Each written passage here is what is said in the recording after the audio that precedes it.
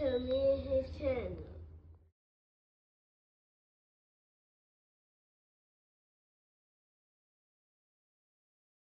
What's up, it's your boy LOE Visuals. I'm back. We straight to it. Hope y'all vibing, y'all chilling, y'all enjoying y'all day, y'all had a productive day. But let's talk about it. We straight to it today. I'm gonna y'all my outro later. But Teofimo Lopez is slated to face his mandatory 32-0, 11 KOs, Arnold Barboza Jr. On the undercard of,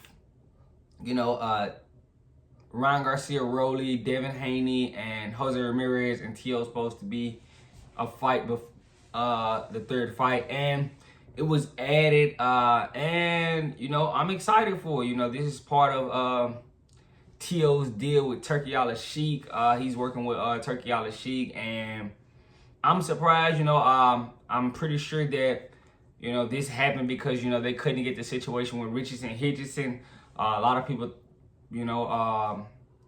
Hitchison, he was trying to get a certain number. I'm pretty sure, something happened with the negotiations and they fell through.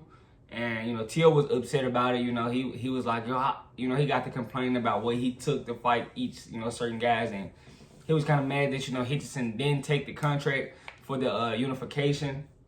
But I said that, Hitchison was kind of in the power position because, Teo didn't really want to face Arnold Barboza Jr., but it was forced by the WBO, so he had to face his mandatory. It was either unification or mandatory, and since the Hitchison unification fell through, it was mandatory. So here we are, and Arnold Barboza, he's coming off a big win against Jack Catterall. And he's hungry. He really feel like he can dethrone Teo. And, a lot of people feel like Teo's been kind of avoiding this fight, not taking many risks. But, that's been the case since, the George Kambosos fight. They've really did a lot as far as, keeping Teo away from risk and, giving him good fights that, he can actually try to look good at. And he hasn't looked good in those. He's gotten a few questionable decisions, that I feel like could have went the other guy's way, and Top Rank has been doing their best. But Teo, he wants big money, and if he wants big money, he has to fight the best, and it's a fear of losing, and I know Top Rank, it was, and you could tell it's a fear of losing because Top Rank, said they offered Teofimo Lopez the most money they've ever offered him, and it was more than his contract, that was obligated to fight Sabir Matisse, and, somehow that fell through. So, it's kind of on Teo, he wants money, he wants to be paid, like, for his accolades, and, he is a two-time champion, he's a linear champion at 40, and, he wants to be paid like it, but, Teo doesn't sell. He does have a good resume for, as far as his peers, he does. But he just doesn't sell, and that's probably the only thing Teo is missing. So Teo might have to grind it out and fight guys continuously to get his name out there. He doesn't have just the gift of gab like a Tank that can just go sell and not fight the best. Teo actually has to go do it. I know he probably feel like it's unfair, but, it is what it is, It's probably karma for what you be saying. You say some very outlandish things, it's probably karma for what you be saying out here. A lot of people feel like Teo has been jealous of the black fighters at Top Rank. He feels like they get treated better than him, and, he's not getting treated like, and that's probably, that seems like some hating right there from Teo. I didn't really like that. And that was a long time ago. He's been feeling like this, but. This is prime opportunity because, I'm scared to see how he's gonna look. He hasn't been looking good. His last few performances, Steve Clegget, Sandor Martin, Jermaine Ortiz. He called a Josh Taylor that was struggling. He probably should have been moved up, Josh Taylor. He caught that type of Josh Taylor, and I still gave him credit for it though. But this is gonna be it's gonna be a prime opportunity for him, because this isn't a top rank situation where top rank is probably gonna give you the nod. If Arnold Barboza goes out there and does it and gets the job done, I'm pretty sure they'll give him the nod.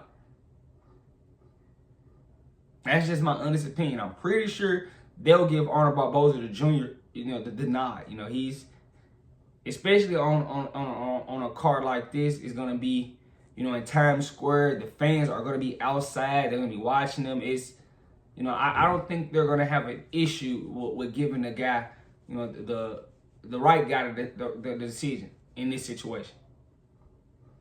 So this is probably T.O.'s biggest test. One of his biggest tests. No, I'm not gonna say the biggest test ever, but it's probably one of his biggest tests. His last two performances haven't been just, the best. He hasn't just dominated those performances. And some of those guys, Sandor Martin was tough. I give him, Sandor Martin was tough. He just got robbed. They gave it to Puelo, but it is what it is. He got robbed. Jermaine Ortiz. I think Jermaine Ortiz is tough. But those are questionable decisions he got. Steve Clegette did a lot of work on T.O., and that wasn't no high-level guy. But after this fight, you can see T.O. got touched a lot in that fight. But I'm pretty sure he knows in this fight he has to be on the top of his game, because he's not getting a nod in this type of situation. And he's from New York, but he's not going to get no nod. They're not going to go out there and just rob Arnold Barboza. I just don't think they will.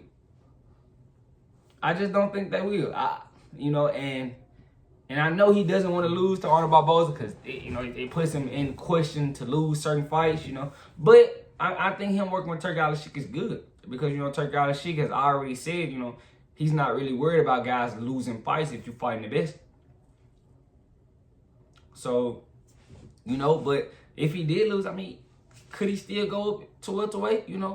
I know they really want that. They consider that Jared Ennis fight. Does he really want to go up to welterweight and fight Jared Ennis? That's that, So if he loses, that's probably what he does next. Goes up, But if he wins, it's a lot still there for him at 40. But maybe the Devin Haney, Ryan Garcia winner. That's plausible, or even a loser. But I just don't think he's getting a nod in this type of fight. I don't. In all honesty, this could have been, he really wanted that unification, but he just, he couldn't lowball Richardson Henderson. He wanted to lowball Richardson Henderson in the unification fight, and Richardson Henderson didn't go for it, which I probably think Richardson Henderson should have. If you really feel like you can beat the guy, why not?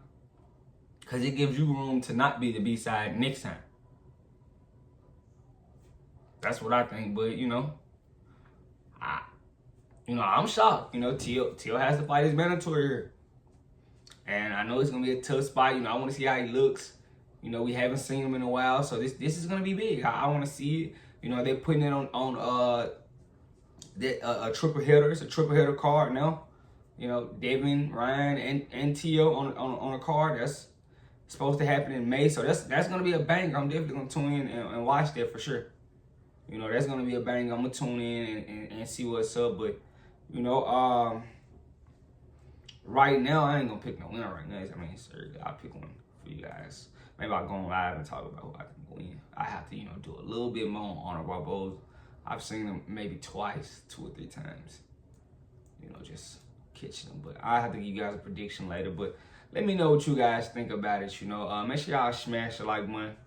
Smash the like button. We're on the road to 10K subscribers. Hit the subscribe button. I love you guys so much. I'm out.